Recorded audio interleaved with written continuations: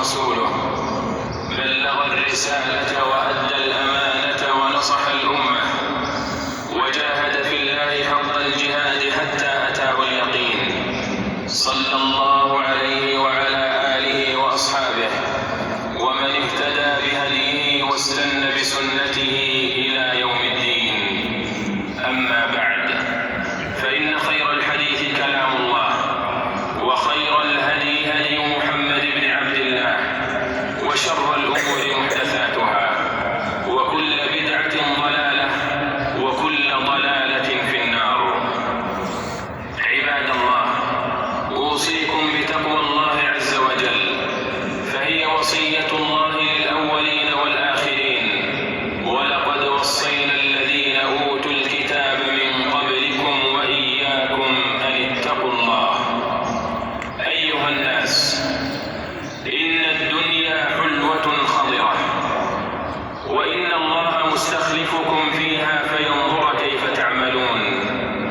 فاتقوا فتنة الدنيا، فإنها متاع الغرور، نعيمها يؤول إلى الزوال، ومتاعها يصير إلى الاضمحلال، وكل من فيها سيفنى، ويبقى وجه ربك ذو الجلال.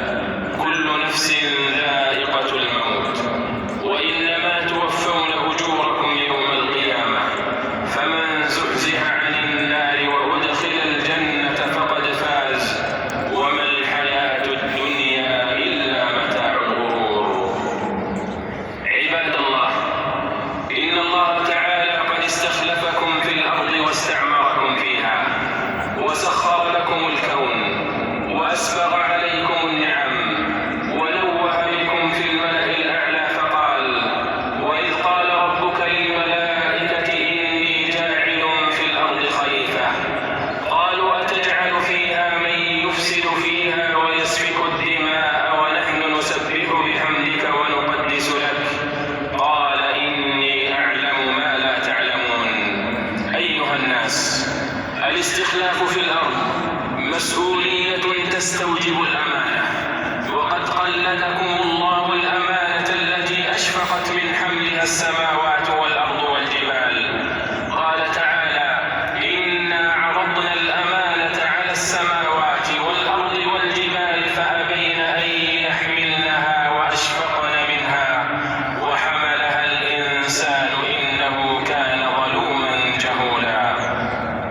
والأمانة تستلزم النزاهة والصدق والإخلاص، والوفاء بالعهود والعقود والحقوق والالتزامات، والتعفف عن المحرمات، وهي من مكارم الأخلاق.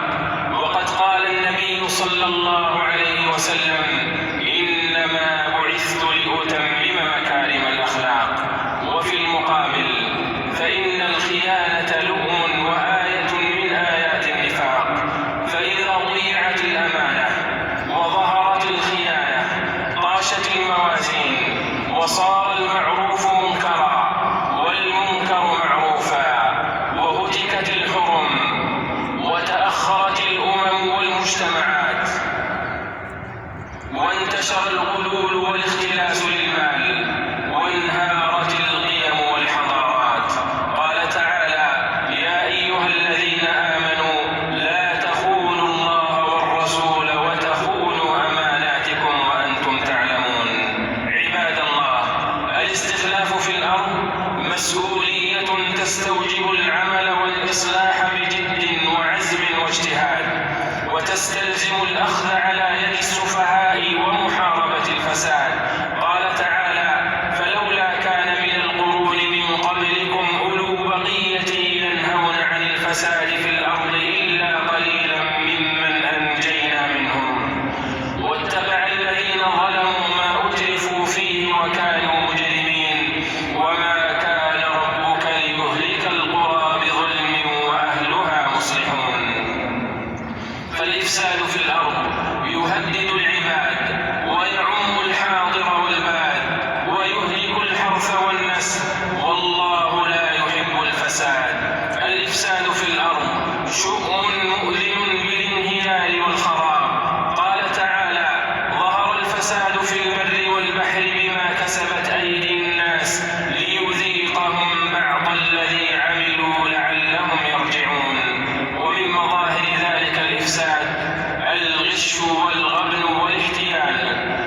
والرشوة والاختلاس والاستغلال والإسراف والخداع وغسيل الأموال.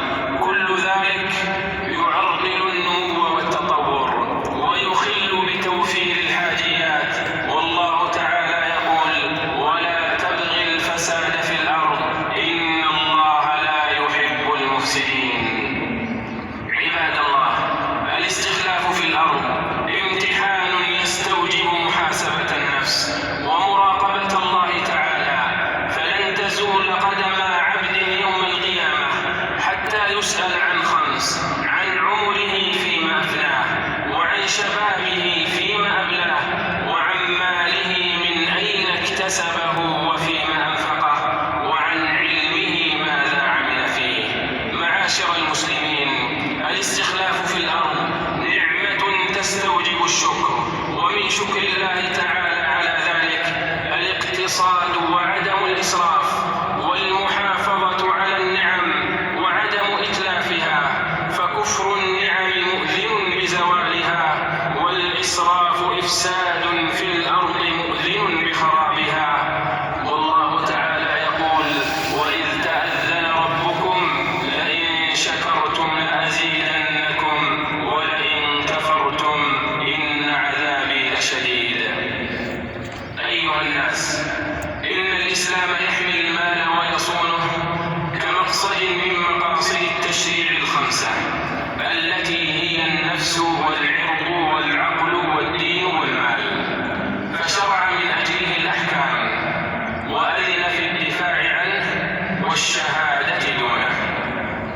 عباد الله، لقد أكد الإسلام على حرمة المال العام، وجعل السطو والاختلاس والاعتداء عليه وانتهاك حرمته غلول، ومن يغلل يأتي بما غل يوم القيامة ثم توفى كل نفس ما كسبت وهم لا يظلمون.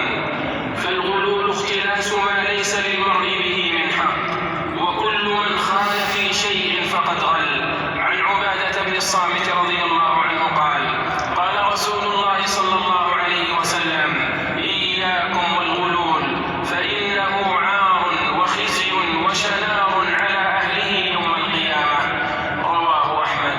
وكل نهبة واختلاس ورشوة ومكسب خبيث فهو سحت، وكل لحم نبت من سحت فالنار أولى به.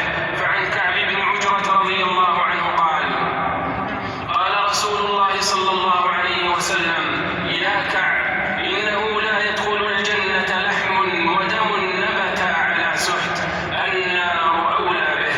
يا كعب، الناس غاديان، فغاد في فكاك نفسه فمعتقها، وغاد موبقها. رواه ابن حبان. ولقد قرن الإسلام حرمة المال العام بحرمة الدماء.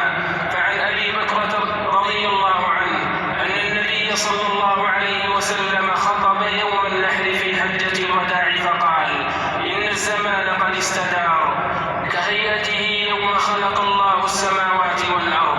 السنة 12 شهرا، منها 4 حرم، 3 متواليات: ذو القعدة وذو الحجة والمحرم ورجب مضر الذي بين جمادى وشعبان. ثم قال: أي شهر هذا؟ قلنا: الله ورسوله أعلم. فسكت حتى ظننا أنه سيسميه بغير اسمه. قال: أليس ذي الحجة؟ قال: أليس ذي الحجة؟ قلنا: بلى. قال: فأي بلد هذا؟ قلنا: الله ورسوله أعلم. فسكت حتى ظننا أنه سيسميه بغير اسمه. قال: أليس البلدة؟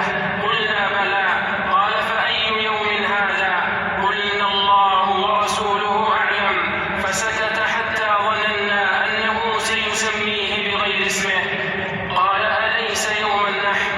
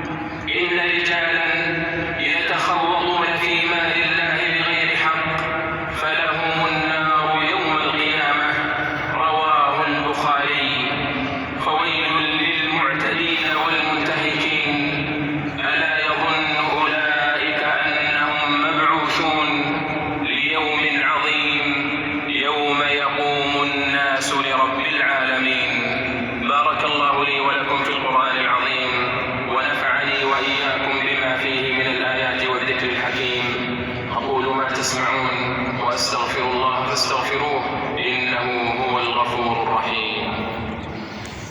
इंशाअल्लाह दूसरे वीडियो में फिर मुलाकात होगी। अस्सलाम वालेकुम।